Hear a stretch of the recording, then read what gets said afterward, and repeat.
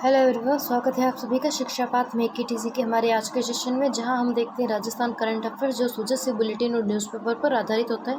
मुख्य रूप से हम यहाँ सुजय बुलेटिन और राजस्थान के एग्जाम्स पर आधारित न्यूज़पेपर्स के एनालिसिस देखते हैं। आज सोमवार 15 जून 2026 ज्येष्ठ अमावस्या शुक्ल पक्ष प्रतिपदा संवत 2083। ज्येष्ठ अमावस्या भी आज ही है और आज ही ज्येष्ठ शुक्ल पक्ष प्रतिपदा भी है। चलिए शुरू करते हैं हमारा आज का सेशन। आज के सेशन पर आधारित MCQs हम 5 बजे देखेंगे। मुख्यमंत्री भजनलाल शर्मा ने आगामी रीनीट एग्जाम को लेकर एक महत्वपूर्ण उच्च स्तरीय बैठक की अध्यक्षता की। इस बैठक के मुख्य बिंदु हम देखें तो मुख्य निर्देशों, समन्वय, कोऑर्डिनेशन और उन्होंने जो डायरेक्शन दिए हैं उनके बारे में चर्चा करेंगे हम। समन्वय और दिशा निर्देश, मुख्यमंत्री जी ने निर्देश दिया है कि नेशनल टेस्टिंग एजेंसी NTA के साथ बेहतर समन्वय बनाया जाएगा और गृह मंत्रालय द्वारा जारी निर्देशों को गंभीरता से पालन किया जाएगा। सुरक्षा व्यवस्था, जिला कलेक्टर और पुलिस अधीक्षक SP को परीक्षा केंद्रों का बारीकी से निरीक्षण कर और पुख्ता सुरक्षा व्यवस्था सुनिश्चित करने के आदेश दिए गए हैं। परीक्षा के दौरान किसी भी प्रकार के गड़बड़ी को रोकने के लिए संदिग्धों और अफवाह फैलाने वालों के खिलाफ सख्त और कानूनी कार्यवाही करने के निर्देश दिए हैं। अभ्यर्थियों के लिए बुनियादी सुविधाएं देखें तो भीषण गर्मी को ध्यान में रखते हुए मुख्यमंत्री जी ने परीक्षा केंद्रों पर अभ्यर्थी की सुविधा के लिए विशेष व्यवस्था रखने को कहा है, जिसमें पेयजल, ड्रिंकिंग वाटर और छाया शेड की मूलभूत सुविधाएं अनिवार्य रूप से सुनिश्चित करने के निर्देश दिए हैं। परीक्षा से जुड़े महत्वपूर्ण आंकड़े देखें तो यह परीक्षा राजस्थान के 27 जिलों में और 611 केंद्रों पर आयोजित की जाएगी। राजस्थान के 27 जिलों में और 611 केंद्रों पर यह परीक्षा आयोजित की जाएगी। परीक्षार्थियों की संख्या देखें तो नीट में लगभग 2,09,000 अभ्यर्थी शामिल होंगे राजस्थान से। प्रमुख शहरों में केंद्रों की स्थिति देखें तो जयपुर में सर्वाधिक 106 केंद्र हैं नीट परीक्षा के लिए, सीकर में 102 और कोटा में 92 केंद्र है। बैठक वीडियो कॉन्फ्रेंसिंग के माध्यम से आयोजित हुई, जिसमें मुख्य सचिव श्री श्रीनिवास व श्री राजीव कुमार शर्मा, पुलिस महानिदेशक पुलिस एवं कानून व्यवस्था संजय अग्रवाल, प्रमुख शासन सचिव गायत्री राठौड़, चिकित्सा स्वास्थ्य सचिव, विभिन्न जिलों के कलेक्टर्स और पुलिस अधीक्षक भी इस बैठक में शामिल थे। वीडियो कॉन्फ्रेंसिंग के माध्यम से स्वास्थ्य क्षेत्र में ऐतिहासिक परिवर्तन किया गया है। PM मोदी के नेतृत्व में 12 वर्ष रिपोर्ट के दूसरे हिस्से में मुख्यमंत्री भजनलाल शर्मा द्वारा प्रधानमंत्री नरेंद्र मोदी के नेतृत्व में देश के स्वास्थ्य में हुए सुधारों, उपलब्धियों की सराहना की गई है। स्वास्थ्य सेवाओं को सुदृढ़ीकरण किया गया। पिछले 12 वर्षों में उपचार को अधिकार बनाने व दवाओं को सुलभ करवाने, स्वास्थ्य कुछ सेवाओं को जनता के प्रति जवाबदेह, जन केंद्रित बनाने और के लिए कई महत्वपूर्ण व ऐतिहासिक कदम उठाए गए हैं, जिनमें हम देखें तो आयुष्मान भारत योजना का सफल क्रियान्वयन किया गया है। जन औषधि केंद्रों का बड़े पैमाने पर विस्तार व सस्ती दवाएं उपलब्ध करवाने के लिए किया गया है। नए एम्स और मेडिकल कॉलेजों की स्थापना की गई है। डिजिटल हेल्थ मिशन की शुरुआत की गई है। स्वास्थ्य के बुनियादी ढांचे को, जो हेल्थ केयर इंफ्रास्ट्रक्चर को मजबूत करने के लिए मजबूत किया गया है। इससे दूरदर्शी प्रयासों से देश के स्वास्थ्य सेवाएं अधिक सुलभ, किफ़ायती, अफोर्डेबल व प्रभावी बनी है, जिससे विकसित भारत की संकल्प को नई ऊर्जा मिली है। नेक्स्ट हम देखें केंद्र सरकार के 12 साल जिला स्तरीय प्रदर्शनी अलवर में देखें तो कृषि एवं उद्यानिकी मंत्री किरोड़ी लाल मीणा ने रविवार को केंद्र सरकार के 12 वर्ष पूर्ण होने के उपलक्ष्य में अलवर में नवीन सूचना केंद्र में 3 दिवसीय जिला स्तरीय प्रदर्शनी का अवलोकन किया। यह प्रदर्शनी जिला प्रशासन तथा सूचना जनसंपर्क कार्यालय अलवर द्वारा आयोजित की गई थी। इसकी थीम थी 12 साल विश्वास के जन कल्याण की, इसकी थीम रखी गई थी। योजनाओं की जानकारी प्रदर्शनी के माध्यम से केंद्र एवं राज्य सरकार के विकास कार्यों और जन कल्याणकारी योजनाओं की विस्तृत जानकारी प्रदान की गई। विकास और सुशासन मंत्री ने सराहना करते हुए कहा कि पिछले 12 वर्षों में देश ने विकास, सुशासन, जन कल्याण के क्षेत्र में ऐतिहासिक उपलब्धि हासिल की है। अंतिम व्यक्ति तक लाभ, सरकार का मुख्य उद्देश्य योजनाओं का लाभ समाज के अंतिम व्यक्ति तक पहुंचाना है। वैश्विक स्तर पर मान सम्मान, प्रधानमंत्री नरेंद्र मोदी के नेतृत्व में भारत विश्व में एक बड़ी शक्ति के रूप में उभरा है। दुनिया में देश का मान सम्मान बढ़ा है। डबल इंजन सरकार, प्रदेश के चहुमुखी चौतरफा विकास के लिए डबल इंजन सरकार पूरी तरह से प्रतिबद्धता के साथ कार्य कर रही है। शहरी सेवा शिविर अभियान 2026 पट्टा एवं दस्तावेज वितरण सिरोही की जो शहरी सेवा शिविर है उसकी जानकारी यहाँ दी गई है। सिरोही में रविवार को शहरी सेवा शिविर अभियान 2026 के तहत एक विशेष शिविर का आयोजन किया गया, जिसमें राज्य के ग्रामीण विकास एवं पंचायती राज मंत्री ओटाराम देवासी ने इस शिविर का निरीक्षण किया। उन्होंने उपस्थित लाभार्थियों को विभिन्न योजनाओं के तहत पट्टों, अनुदान किस्तों सहित कई महत्वपूर्ण दस्तावेजों का वितरण किया। त्वरित निस्तारण के लिए शिविर। मुख्यमंत्री भजनलाल शर्मा के नेतृत्व में नागरिकों की विभिन्न विभागों से जुड़ी समस्याओं के त्वरित निस्तारण राहत पहुंचाने के लिए 12 जून से ग्रामीण एवं शहरी सेवा शिविरों का आयोजन किया जा रहा है। जो इनका आयोजन 12 जून से 15 जुलाई तक किया जाएगा। सेवा शिविरों का, ग्रामीण और शहरी सेवा शिविरों का आयोजन 12 जून से 15 जुलाई तक किया जाएगा। सरकार की प्राथमिकता जनता की समस्याओं का समाधान करना, जन कल्याणकारी योजनाओं को सुचारू संचालन करना और घोषणाओं का सफल क्रियान्वयन कर प्रदेश को प्रगति के पथ पर लाना ही सरकार की पहली प्राथमिकता है। घर बैठे राहत। राज्य सरकार विभिन्न शिविरों और अभियानों के माध्यम से जनता को घर बैठे राहत पहुंचा रही है। लंबित कार्यों का तेजी से निस्तारण किया जा रहा है और राज्य के दस्तावेजों से जुड़ी प्रक्रियाओं में शिथिलता ढील भी दी जा रही है। पट्टा वितरण का महत्व। ग्रामीण और शहरी सेवा शिविरों में पट्टा वितरण का प्रमुखता से कार्य किया जा रहा है, जो किसी भी व्यक्ति के लिए उसकी भूमि या मकान के मालिकाना हक का सबसे बड़ा आवश्यक दस्तावेज है। इस दौरान राज्य मंत्री ओटाराम देवासी ने नगर परिषद निकाय के अधिकारियों को निर्देश दिए कि वे आमजन को अधिक से अधिक लाभान्वित करें और उनकी समस्याओं का निस्तारण राज्य सरकार के मंशा के अनुरूप तेजी से करें। नेक्स्ट हमारा रहेगा मुख्यमंत्री जन आवास योजना। आवास की चाबी सौंपी। जोधपुर में जन आवास योजना के तहत संसदीय कार्य एवं विधि मंत्री जोगाराम पटेल ने मुख्य आतिथ्य में जोधपुर के मारवाड़ इंटरनेशनल सेंटर में मुख्यमंत्री जन आवास योजना के तहत गृह गौरव खुशियों की चाबी कार्यक्रम शनिवार को आयोजित किया गया, जिसमें कार्यक्रम के दौरान 110 आवंटितों को आवास की चाबी सौंपी गई। गरीब कल्याण और विकास संसदीय मंत्री ने कहा है कि प्रधानमंत्री नरेंद्र मोदी के 12 वर्ष के कार्यकाल में प्रदेश में पहली बार गरीब कल्याण और अभूतपूर्व विकास के साथ एक साथ देखने को मिला है। मोदी के विजन के तहत अब 4 करोड़ से अधिक प्रधानमंत्री आवास का निर्माण पूरा हो चुका है। प्रधानमंत्री आवास योजना 2.0 का लक्ष्य सितंबर 2024 में शुरू की गई। प्रधानमंत्री आवास योजना शहरी 2.0 का लक्ष्य 2028-29 तक 1 करोड़ अतिरिक्त पात्र शहरी लाभार्थियों को सहायता प्रदान करना है। राजस्थान में आवास स्वीकृति। मुख्यमंत्री भजनलाल शर्मा के नेतृत्व में पिछले 2 साल के कार्यकाल में राजस्थान में प्रधानमंत्री आवास योजना शहरी 2.0 के तहत 48,000 नए आवास स्वीकृत किए गए। प्रधानमंत्री आवास योजना ग्रामीण के तहत 7.16 लाख आवास स्वीकृत किए गए।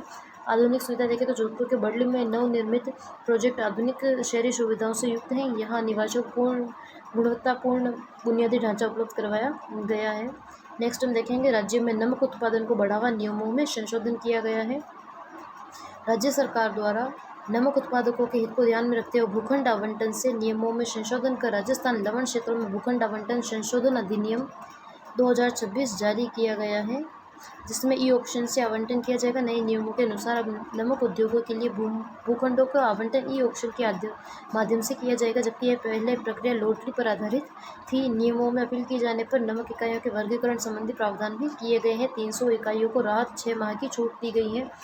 पूर्व के नियम में लीज समाप्त होने के 4 वर्ष पश्चात नवीकरणीय का प्रावधान नहीं होने से लगभग 300 नमक उत्पादक इकाइयां लीज नवीनीकरण से वंचित थी।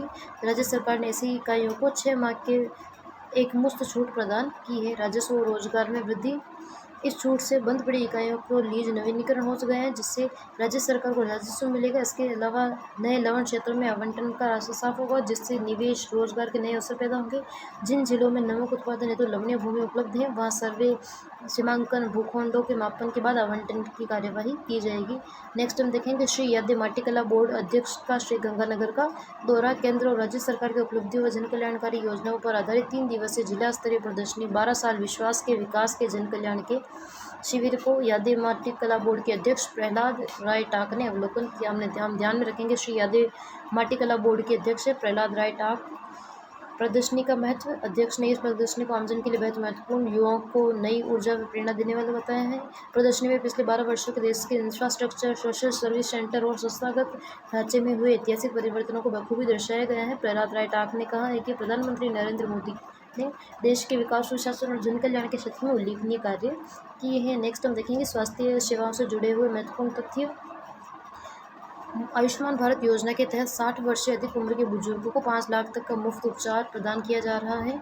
सुरक्षा का दायरा। देश भर में 60+ करोड़ लोगों को आयुष्मान भारत की सुरक्षा मिली है। सस्ती दवाएं। देश भर में 90,000+ जन औषधि केंद्रों पर 90% सस्ती दवाएं उपलब्ध करवाई जा रही है। राजस्थान में विशेष प्रावधान। राजस्थान में 25 लाख रुपए तक का मुफ्त इलाज सुनिश्चित किया जा रहा है। नेक्स्ट हम देखेंगे Rajasthan university of health and science RUHS अस्पताल का RIMS Rajasthan institute of medical sciences के रूप में विकास। मुख्यमंत्री भजनलाल शर्मा की पहल पर जयपुर स्थित Rajasthan university of health and science अस्पताल को Rajasthan institute of medical sciences RIMS के रूप में विकसित किए जाने पर तेजी से कार्य किया जा रहा है। शिक्षा विभाग की प्रमुख शासन सचिव गायत्री राठौर ने इस संबंध में एक महत्वपूर्ण समीक्षा बैठक ली है।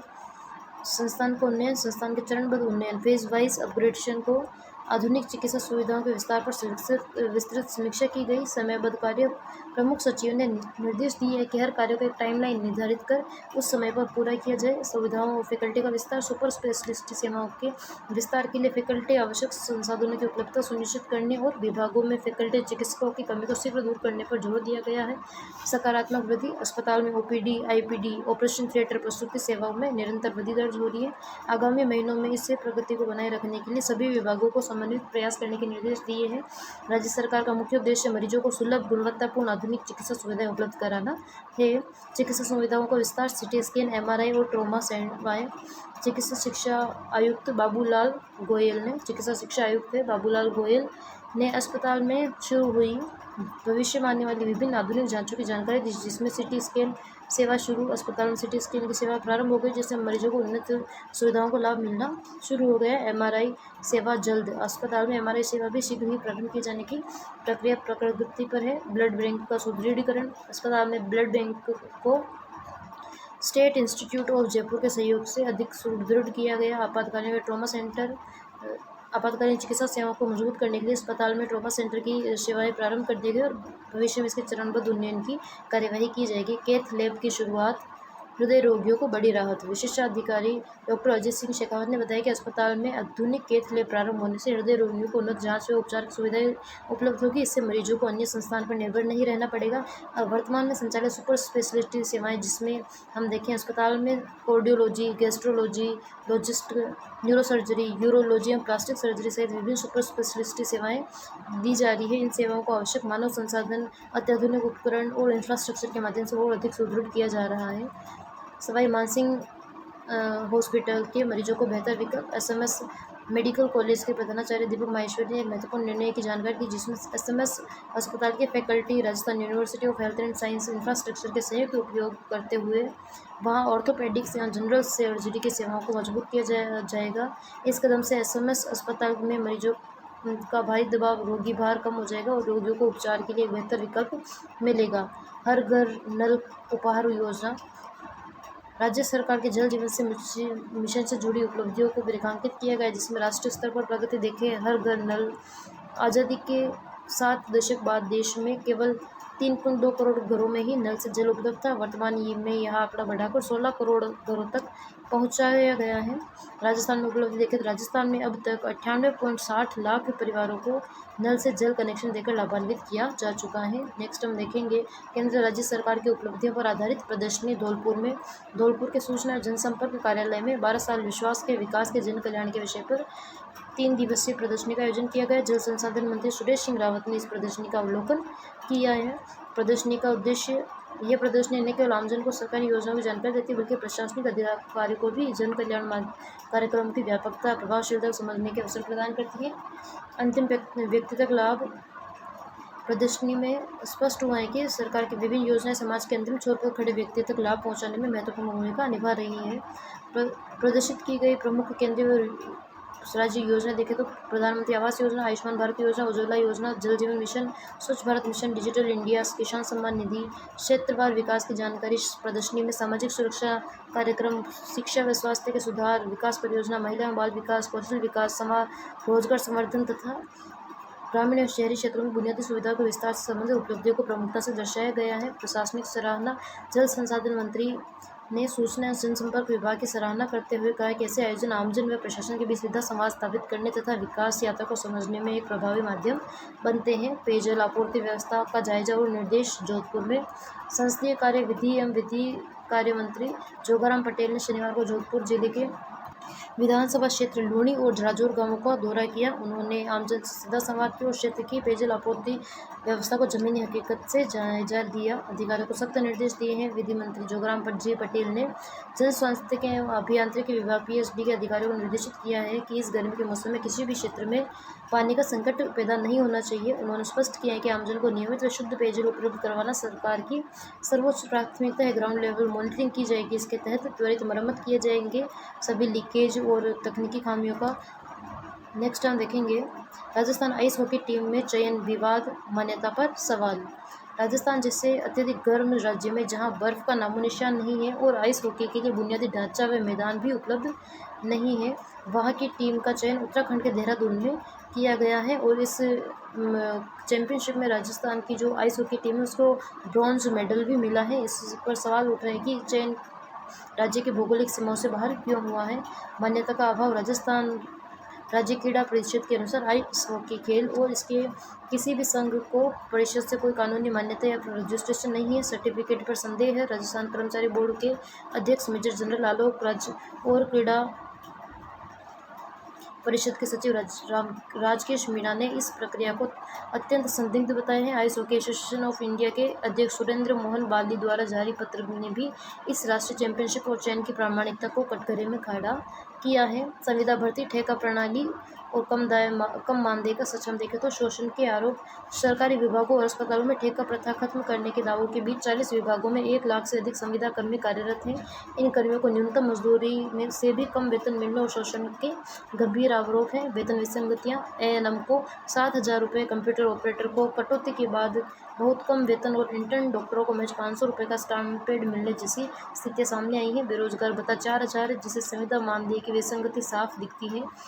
फर्जीवाड़ा और विरोध। कई स्थानों पर नौकरियों के नाम पर 1 से 1.5 लाख रुपए तक की वसूली के मामले सामने आए हैं। नर्सिंग कर्मियों ने इन परिस्थितियों और अपनी मांगों को लेकर जयपुर में कार्य बहिष्कार और विरोध प्रदर्शन किया है।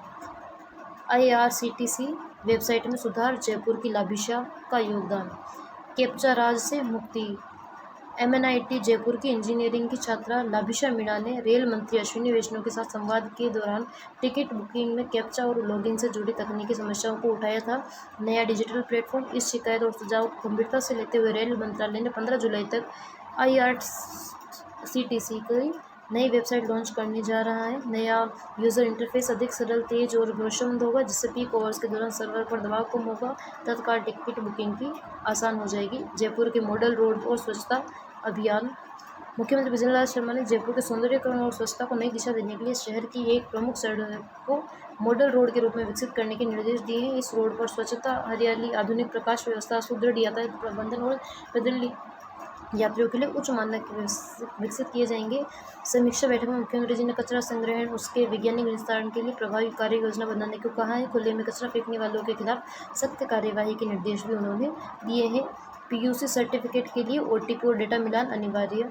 परिवहन विभाग ने वाहनों के फर्जी प्रदूषण नियंत्रण प्रमाण पत्र PUC पर रोक लगाने के लिए नई व्यवस्था लागू की है। अब बिना OTP सत्यापन के PUC सर्टिफिकेट जारी नहीं हो सकेगा। डेटा मिसमैच की समस्या। यदि आधार कार्ड व RC में दर्ज नाम, मोबाइल नंबर में अंतर, मिसमैच है तो ऑनलाइन नंबर अपडेट नहीं होगा।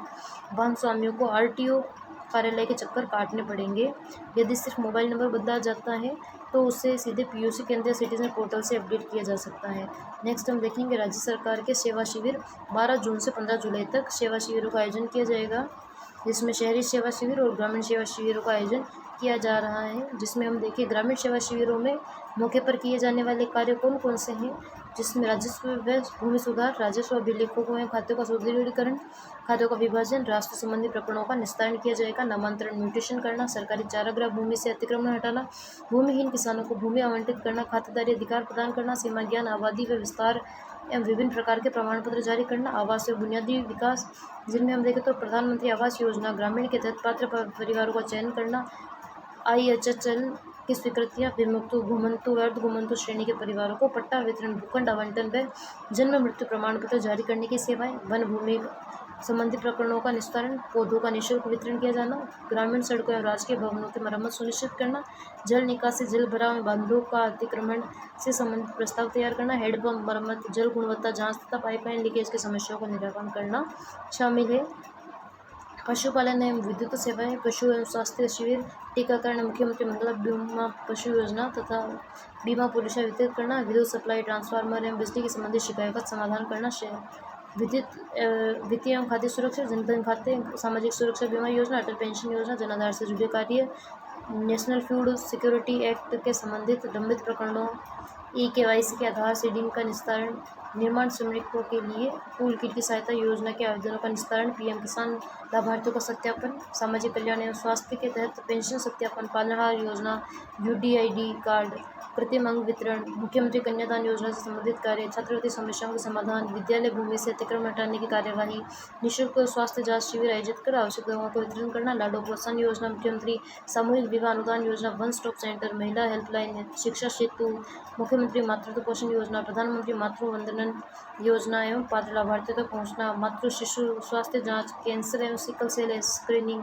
टीबी जांच, टीकाकरण तथा आयुष्मान भारत कार्ड का वितरण आदि कार्य ग्रामीण सेवा शिविरों में किए जाएंगे। शहरी सेवा शिविरों में मौके पर किए जाने वाले कार्यों में देखें तो पट्टे एवं भूमि संबंधी कार्य, लीज होल्ड से फ्री होल्ड पट्टे जारी करना, 16(9)A, 54(E), 50(B), 60(C), free hold के लिए 10 वर्ष की लीज, मुक्ति के लिए 8 वर्ष की लीज, राष्ट्रीय अग्रिम एकमुश्त जमा कराने पर बकाया राशि में 60% और नामांतर शुल्क में 50% की छूट, लॉटरी से आवंटित भूखंडों के 10 वर्ष की अवधि पूर्ण होने से पूर्व विक्रय किए जाने पर प्रकरणों में 50% शास्ती में छूट, लॉटरी नीलामी से आवंटित ऐसे आवासीय भूखंड जिनकी नीलामी आवंटन राशि को पूर्ण रूप से जमा किया जा चुका है उसे बिना ब्याज शास्ती के पट्टा देना, बुनियादी ढांचा व मरम्मत, सड़क मरम्मत, पेच कार्य, स्ट्रीट लाइटों को सही करना, नालियों की मरम्मत करना और मेन होल्स की मरम्मत करना, सीवर लाइन को दुरुस्त करना आदि कार्य किए जाएंगे। प्रमाण पत्र व एनओसी जारी करना, जन्म मृत्यु प्रमाण पत्र, विवाह पंजीयन प्रमाण पत्र, fire NOC, trade licence, signage licence, sewer connection, OFC, mobile tower NOC और ईडब्ल्यूएस प्रमाण पत्र जारी करना, योजनाएं व छूट, फ्लेक्सिप योजनाओं के तहत आवेदन प्राप्त कर स्वीकृति जारी करना, मुख्यमंत्री निःशुल्क बिजली योजना और कुसुम योजना के आवेदन प्राप्त करना, बकाया लीज राशि जमा करने पर 100% छूट देना, पिछले वर्षों की बकाया लीज राशि पर 2025-26 तक एक मुफ्त शिविर में जमा करने पर 100% छूट, ईडब्ल्यूएस एवं एलआईजी श्रेणी के आवंटितों द्वारा बकाया किस्तों की एक मुफ्त राशि जमा कराने पर 100% छूट। नए हिजरी वर्ष 1448 और मुहर्रम का आगाज, चांद दिखने पर निर्णय होगा। इस्लामी कैलेंडर के अनुसार नए हिजरी वर्ष 1448 मुहर्रम माह की शुरुआत 17 या 18 जून से होगी। इसके लिए 16 जून को जोहरी बाजार में जामा मस्जिद में हिलाल कमेटी की बैठक बुलाएगी, जहां मुफ्ती और इस्लामी विद्वानों की मौजूदगी में चांद दिखने की आधिकारिक घोषणा होगी। ताजों का निर्माण, मुहर्रम के जुलूस के लिए शहर में ताजे बनाने का काम शुरू किया गया है। मुहर्रम का सबसे महत्वपूर्ण दिन यौम-ए-आशूरा 10वां दिन होता है, जो हज़रत इमाम हुसैन और उनके साथियों की शहादत के याद में मनाया जाता है। नेक्स्ट हम देखेंगे विकसित भारत युवा कनेक्ट कार्यक्रम, राष्ट्र निर्माण पर चर्चा। युवा कार्यक्रम में खेल मंत्रालय की ओर से जयपुर में 25 जून को विकसित भारत युवा कनेक्ट कार्यक्रम का आयोजन किया जाएगा। इसके लिए आयोजन स्थल व आइकॉन का चयन किया गया है। कार्यक्रम रामबाग सर्कल सुबोध कॉलेज को आयोजन स्थल चुना गया है और अंकित शर्मा को यूथ आइकन बनाया गया है। कार्यक्रम में युवाओं को साथ लेकर राष्ट्र निर्माण से जुड़े विभिन्न ज्वलंत मुद्दों पर चर्चा की जाएगी। अखिल भारतीय युवा कलाकार प्रदर्शनी 2026 का समापन, कलाकृतियों का प्रदर्शन राजस्थान इंटरनेशनल सेंटर में सुरेंद्र पाल जोशी कला स्मृति ट्रस्ट की ओर से आयोजित 3 दिवसीय अखिल भारतीय युवा कलाकार प्रदर्शनी का समापन किया गया है। इसका अखिल भारतीय युवा कलाकार प्रदर्शनी का प्रदर्शन राजस्थान इंटरनेशनल सेंटर में किया गया था और इसमें सहयोगी रही थी सुरेंद्र पाल जोशी कला स्मृति ट्रस्ट की ओर से किया गया था, जिसमें देश के कई राज्यों से आए कलाकारों की 122 कलाकृतियों को प्रदर्शित किया गया। प्रतियोगिता में प्रथम पुरस्कार लक्की जायसवाल इंदौर को, दूसरा धीरज बलिहारा हनुमानगढ़ को और तीसरा पुरस्कार ऋषभ गौतम, साक्षी गोयल, वेणुगोपाल भाई, नैना सोमानी को प्रदान किया गया। शुभम बैरागी, जानवी जहांगीर और चंद्र सरकार को भी विशेष प्रशंसा पुरस्कार प्रदान किया गया। नेक्स्ट हम देखेंगे world Muay Thai championship Kuala Lumpur Malaysia, भारतीय टीम में चयन हुआ है। मलेशिया के कुआलालंपुर में 15 से 28 जून तक आयोजित होने वाली senior world Muay Thai championship में वर्ल्ड स्कूल गेम्स में जयपुर गुलाबी नगर के मुदित गुप्ता का चयन किया गया है, भारतीय टीम में हुआ है। कोच भी मैदान में, मुदित गुप्ता के कोच उनके कोच आशीष शर्मा को भी बतौर खिलाड़ी इस इंटरनेशनल टूर्नामेंट में देश का प्रतिनिधित्व करेंगे। खिलाड़ी के रूप में मुदित गुप्ता के कोच और आशीष शर्मा और मुदित गुप्ता दोनों इस वर्ल्ड म्यू थाई चैंपियनशिप में जो कुआलालंपुर मलेशिया में आयोजित होगी खिलाड़ी के रूप में पार्टिसिपेट करेंगे। यह किसी स्कूल MPPS इंटरनेशनल स्कूल की महत्वपूर्ण क्षण है, जहाँ कोच और छात्र दोनों एक साथ इंटरनेशनल मंच पर देश का नाम रोशन करेंगे। जनगणना 2027 प्रथम चरण का समापन और आगामी रूपरेखा। राजस्थान में जनगणना 2027 का प्रथम चरण रविवार को पूरा हो गया है। इससे कार्य से देश भर में 1.60 लाख कार्मिकों को लगाया गया, जिसमें प्रदेश में राज्य में 1.34 लाख से अधिक ब्लॉक्स बनाए गए थे। इसके कार्य को पूर्ण करने के लिए जयपुर शहर रहा पीछे। जयपुर नगर निगम क्षेत्र में हवा महल इलाके में जनगणना का कार्य पूरा करने में कार्मिकों के पसीने छूट के यहाँ देर रात तक काम चलता रहा। ब्लॉक्स बनाने के लिए कार्मिकों के चयन में ढिलाई के कारण जयपुर शहर इसमें पिछड़ गया। अगला चरण और प्री टेस्ट जनगणना का मुख्य चरण अगले साल फरवरी 2027 में आयोजित किया जाएगा। मुख्य चरण की तैयारियों के लिए इसी साल जुलाई में प्री टेस्ट होने की संभावना है, जिसके तहत प्रशिक्षण और प्रश्नों को अंतिम रूप दिया जा रहा है। जातिगत जनगणना करीब 96 ईयर्स के बाद देश में फिर से जातिगत जनगणना होने जा रही है, जो स्वतंत्र भारत के इतिहास में पहली बार होगी। और 16 साल का इंतजार। वर्ष 2021 में कोविड-19 की महामारी के कारण जनगणना को टाल दिया गया था। इसके चलते वह 16 साल के लंबे अंतराल के बाद आयोजित की जा रही है। अरावली पर्वतमाला पर न्यायिक रोक, उद्योग संकट, 75,000 करोड़ के नुकसान की आशंका। सुप्रीम कोर्ट द्वारा अरावली संरक्षण को लेकर लगाई गई खानों की मंजूरी। न्यायिक रोक का असर अब राज्य के राजस्व पर दिखने लगा है। आगामी वर्षों में इसके 75,000 करोड़ रुपये से अधिक के राजस्व नुकसान की आशंका जताई जा रही है। हाई पावर कमेटी की जांच। सुप्रीम कोर्ट ने अरावली श्रृंखला के निरीक्षण में व्यवस्थित रिपोर्ट तैयार करने के लिए हाई पावर कमेटी का गठन किया है। इस प्रक्रिया में कई वर्ष लगने का अनुमान है, जिससे खनन उद्योग गंभीर रूप से प्रभावित हो रहा है। राजस्व में हिस्सेदारी का गणित। प्रदेश के कुल खनन राजस्व का करीब 74% हिस्सा अकेले अरावली पर्वतमाला से आता है। वित्तीय वर्ष 2024-25 में राज्य को इसे 74% की हिस्सेदारी के साथ 6,830 करोड़ का राजस्व प्राप्त हुआ था।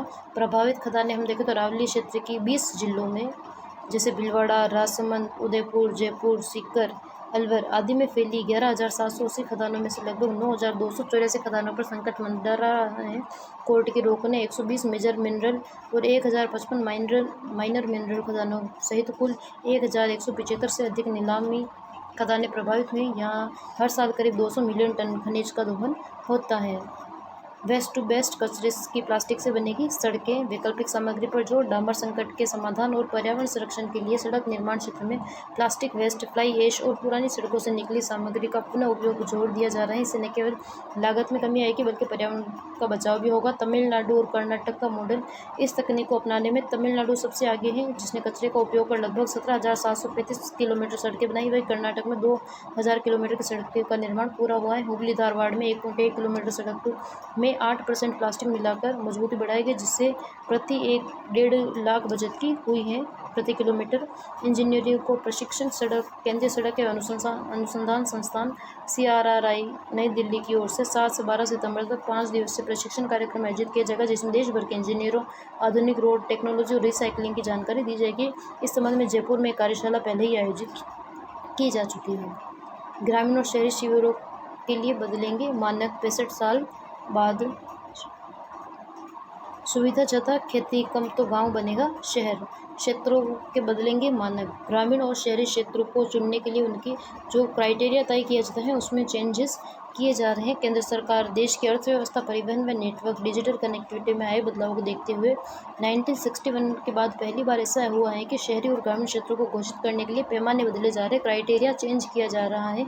यदि किसी गाँव में शहरी जैसी सुविधाएँ बढ़ जाती है और निर्भरता के बजाय खेती पर निर्भरता के बजाय दूसरी आर्थिक गतिविधियों पर उनकी हिस्सेदारी बढ़ जाती है, तो उसे शहर घोषित किया जाएगा। यूनाइटेड नेशन के हिसाब से 80% आबादी शहरी। भारतीय मानकों के अनुसार भारत की शहरी आबादी लगभग 31.1% है 2011 के जनगणना के आधार पर। वर्तमान में 36% है, लेकिन संयुक्त राष्ट्र की डिरगुबा पद्धति के अनुसार, जो प्रशासनिक इकाई के बजाय जनसंख्या घनत्व और उपग्रह चित्रों को आधार मानती थी, भारत के करीब 80% आबादी किसी न किसी रूप से शहरी क्षेत्र में निवास करती है। नए संभावित मानक हम देखें तो भविष्य में जनसंख्या घनत्व, बिल्डअप एरिया प्रतिशत और गैर कृषि रोजगार अनुपात, दैनिक आवागमन स्तर और डिजिटल कनेक्टिविटी, सीवरेज, जल आपूर्ति, आर्थिक गतिविधियों की विविधता को नया पैमाना बनाया जा सकता है। 12 में लहसुन एक्सीलेंस सेंटर की स्थापना का रास्ता साफ। 2.5 करोड़ की प्रारंभिक मंजूरी। 12 जिले के कवई क्षेत्र में लहसुन के लिए सेंटर ऑफ एक्सीलेंस की स्थापना की जाएगी। बजट घोषणा के 15 महीने बाद 2.5 करोड़ रुपए की प्रारंभिक निर्माण राशि को प्रशासनिक स्वीकृति मिल गई है। कुल लागत और क्षेत्रफल देखें तो राष्ट्रीय कृषि विकास योजना के तहत इस महत्वाकांक्षी परियोजना का निर्माण के लिए 10 हेक्टेयर भूमि पर 12 करोड़ की लागत से किया जाएगा।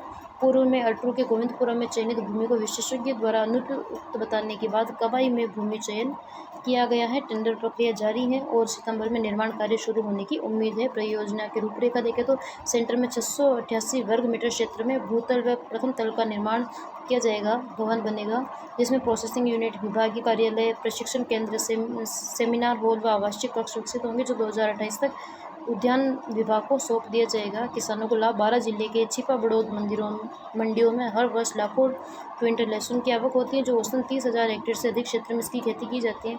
इस सेंटर से किसानों को उन्नत तकनीक, नई किस्मों की जानकारी, व्यापारियों को प्रोसेसिंग से जुड़े प्रशिक्षण का सीधा लाभ मिलेगा। मुआई थाई खिलाड़ी मोरवी सिंह मलेशिया रवाना। अलवर की 17 वर्षीय उभरती हुई मुआ थाई खिलाड़ी मोरवी सिंह जादौन 17 से 21 जून तक कुआलालंपुर मलेशिया में आयोजित होने वाली वर्ल्ड स्कूल गेम्स मुआई थाई प्रतियोगिता में भारत का प्रतिनिधित्व करेगी। वह मंगलवार को अपने कोच उत्तम सैनी के साथ नई दिल्ली के लिए मलेशिया रवाना होगी। नमक उद्योग को संजीवनी, नियमों में संशोधन।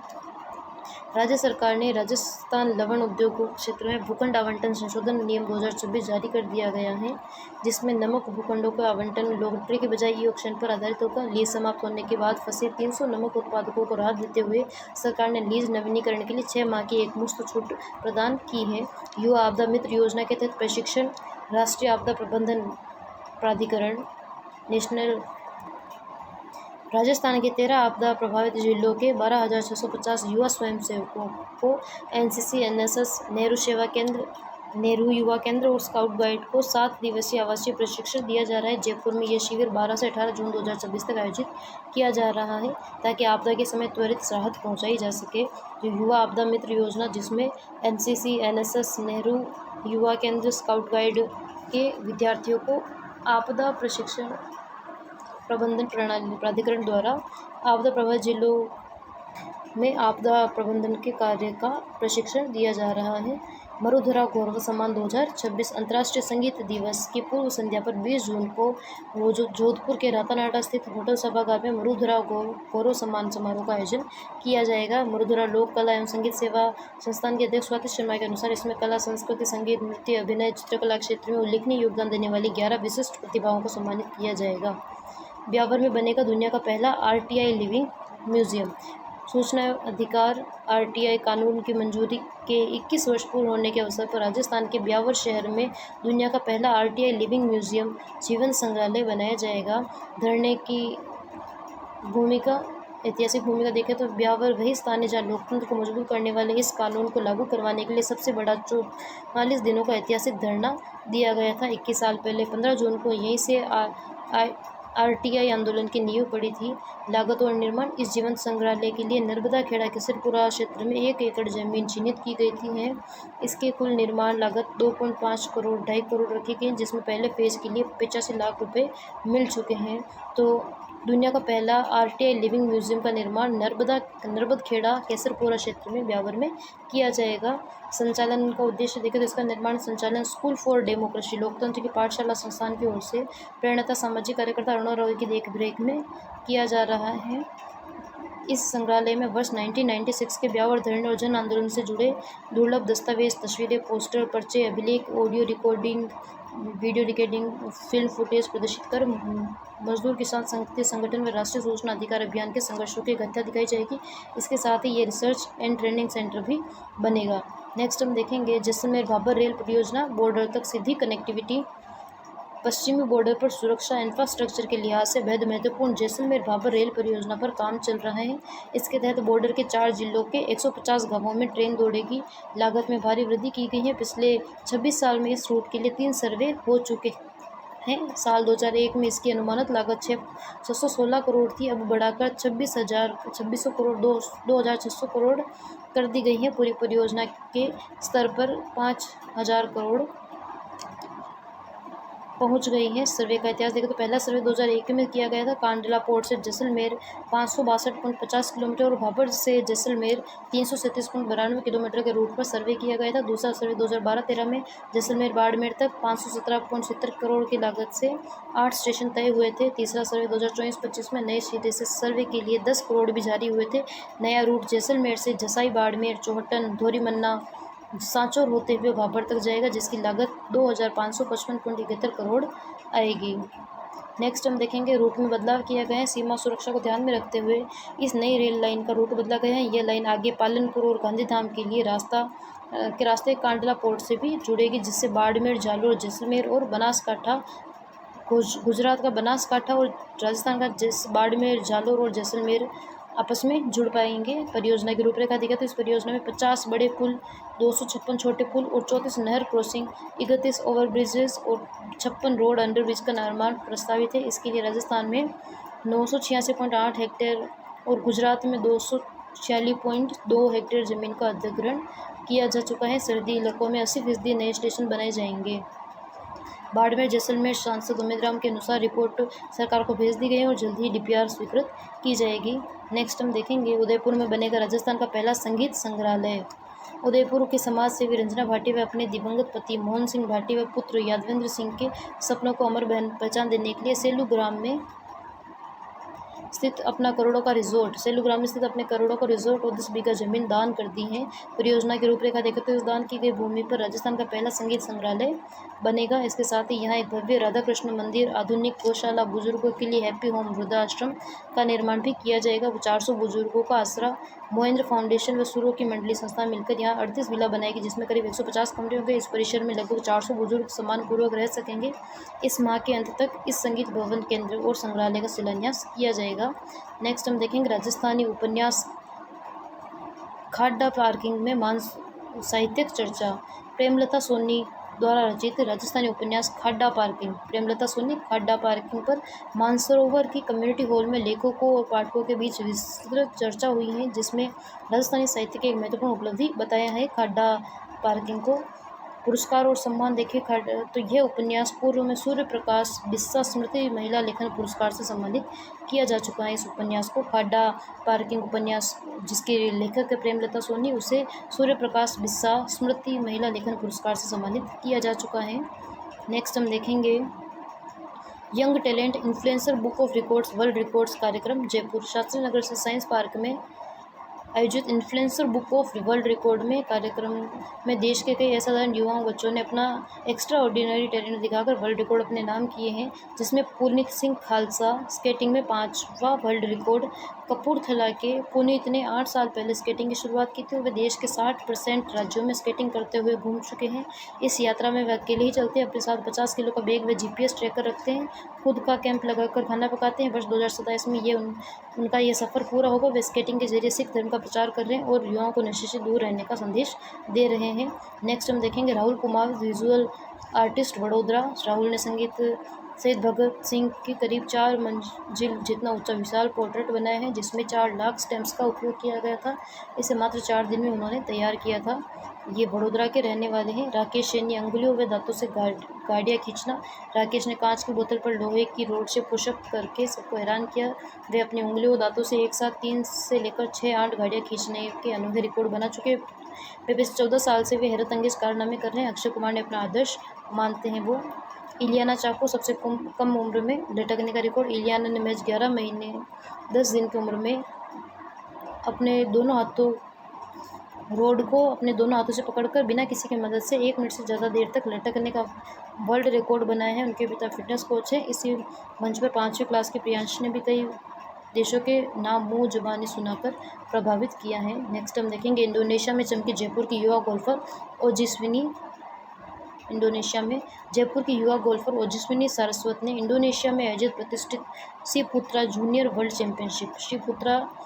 वर्ल्ड चैंपियनशिप इंडोनेशिया में आयोजित की गई, जिसमें ओजस्विनी सारस्वत ने बेस्ट प्रॉमिसिंग प्लेयर में दूसरा स्थान हासिल किया है। बेस्ट प्रॉमिसिंग प्लेयर में अंतर्राष्ट्रीय स्तर पर पहचान रंभाग गोल्फ क्लब का प्रतिनिधित्व कर रही ओजस्विनी सारस्वत भारत की उभरती हुई जूनियर गोल्फ खिलाड़ियों में शामिल है। उन्होंने इस टूर्नामेंट में अपने मौजूद मानसिकता निरंतरता का परिचय देकर अंतर्राष्ट्रीय मंच पर देश का नाम रोशन किया है। अंडर-12 नेशनल आइस हॉकी में राजस्थान को bronze medal. Ice hockey association of Rajasthan की अंडर-12 टीम ने देहरादून के हिमाद्री आइस रिंक में आयोजित नेशनल अंडर-12 आइस हॉकी चैंपियनशिप में ब्रॉन्ज मेडल जीतकर कांस्य पदक जीतकर इतिहास रचा है। प्रतियोगिता में देश भर की 13 टीमों ने भाग लिया था। कठिन परिस्थितियों में सफलता। राजस्थान जैसे रेतीले प्रदेश में नियमित आइस रिंक उपलब्ध नहीं होने के बावजूद खिलाड़ियों ने इनलाइन स्केट्स और सामान्य मैदानों पर कड़ा अभ्यास करके बर्फीले वातावरण में अपनी क्षमता साबित की। टीम के मुख्य सदस्यों में हम देखें तो टीम की कप्तानी मोहित बिश्नोई ने की है। घनश्याम थानवी कोच है। निशांत प्रताप सिंह मैनेजर हैं। टीम की इस जीत में मानविंदर सिंह, कुणाल माहेश्वरी, प्रणीत सुथार, जिग्वी सांकला, प्राशु जोशी, रुद्र प्रताप सिंह और आरुष फोकरिया सहित अन्य खिलाड़ियों के भी महत्वपूर्ण योगदान रहा है। Ice hockey association of India की अभी हमने रिपोर्ट पर भी चर्चा की थी, जिसमें हमने ये देखा था कि ice hockey association of Rajasthan को किसी भी प्रकार की मान्यता नहीं दी गई है और इसके सर्टिफिकेट को लेकर भी संशय बना हुआ है, जिस पर अभी सर्वे किया जाएगा। इसके बारे में विभिन्न सचिवों ने भी अपने अपने मत रखे थे। नेक्स्ट हम देखेंगे नवाब दादा कायम खां शहादत दिवस, 50 प्रतिभाओं को कायम रत्न अवार्ड। कॉन्स्टिट्यूशन क्लब में नवाब दादा कायम खां शहादत दिवस के अवसर पर एक भव्य सम्मान समारोह का आयोजन किया गया, जिसमें उनके साहस, राष्ट्र सेवा और बलिदान को याद किया गया। मौलाना अब्दुल कलाम आज़ाद वेलफेयर सोसाइटी राजस्थान की ओर से आयोजित इस कार्यक्रम में शिक्षा, चिकित्सा, सामाजिक सेवा, राष्ट्रीय एकता, जागरूकता व खेल जगत से जुड़ी 50 उत्कृष्ट प्रतिभाओं को कायम रत्न सम्मान से नवाजा गया। खेल जगत से जुड़ी 12 उत्कृष्ट प्रतिभाएं भी इस मंच से सम्मानित हुई।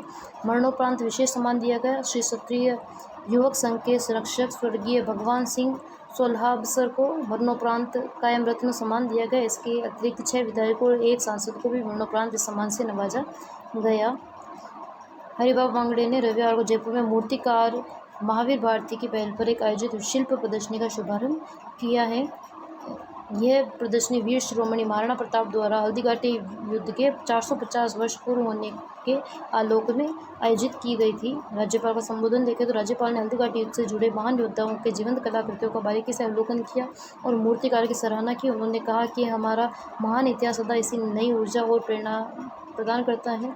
बागड़े ने इस बात पर चिंता जताई कि अंग्रेजों ने भारतीय इतिहास, संस्कृति और परंपराओं को भुलाने का निरंतर प्रयास किया है और हमें ऐसे पाठ्यक्रमों से बचना चाहिए जो हमारी भारतीय आस्था से दूर करते हैं। माइनिंग क्षेत्र में क्रांतिकारी कदम, डेटा ड्रिवन वैज्ञानिक पद्धतियों के लिए R&D सेल। राजस्थान में खनिज संपदा का दोहन अब पुरानी लीक नहीं बल्कि अत्याधुनिक टेक्नोलॉजी और वैज्ञानिक रिसर्च का आधार पर किया जाएगा। इसके लिए सार्वजनिक क्षेत्र के बड़े उपक्रम Rajasthan state mines and minerals limited RSMM में जल्द ही एक विशेष research and development R&D cell का गठन किया जाएगा। विभागीय स्तर पर इसकी सहमति बन चुकी है। R&D सेल के मुख्य फायदे। रिसर्च एंड डेवलपमेंट सेल के प्रमुख फायदे हम देखें तो रिफाइनरी की लागत में कमी आएगी। नई तकनीकों के आने से खनिजों को निकालने, उन्हें रिफाइन करने की लागत घटेगी, जिससे बाजार में कच्चा माल प्रतिस्पर्धी दर पर उपलब्ध हो सकेगा। खनिजों की बर्बादी पर रोक लगेगी। पारंपरिक माइनिंग में काफ़ी मात्रा में वेस्टेज होता है। यह सेल वैज्ञानिक तौर तरीकों पर 100% खनिज दोहन सुनिश्चित करेगी। पर्यावरण को न्यूनतम नुकसान। वैज्ञानिक और सस्टेनेबल माइनिंग पद्धतियों का इस्तेमाल कर खनन क्षेत्रों के आसपास पर्यावरण व इकोसिस्टम को होने वाला नुकसान न्यूनतम हो जाएगा। ग्लोबल ट्रेंड्स पर नज़र। यह सेल ग्लोबल तकनीकी मूल्यांकन करेगी और बाजार के बदलते ट्रेंड्स पर डेटा आधारित नज़र रखेगी, जिससे आर्थिक मजबूती के साथ साथ रोजगार के नए अवसर पैदा होंगे। टर्नओवर बढ़ाने का लक्ष्य। हालिया वित्तीय वर्ष में RSMM की बेहतर प्रदर्शन रहा है और उसका सालाना टर्नओवर 1922 करोड़ रहा है। इस वित्तीय वर्ष के दौरान कंपनी ने 70.64 लाख टन खनिजों की बिक्री की है। नया रिसर्च एंड डेवलप सेल इस टर्नओवर को कई गुना बढ़ाने की दिशा में काम करेगा। आज का सेशन हमारा ये समाप्त होता है। Please like, share and subscribe कीजिए। Thank you. अगर आपको हमारे सेशन की PDF की आवश्यकता है तो आप हमें टेलीग्राम पर मैसेज कर सकते हैं, जिससे आपको उस चैनल में जोड़ दिया जाएगा जहाँ ये PDF अवेलेबल करवाई जाती है। Thank you so much.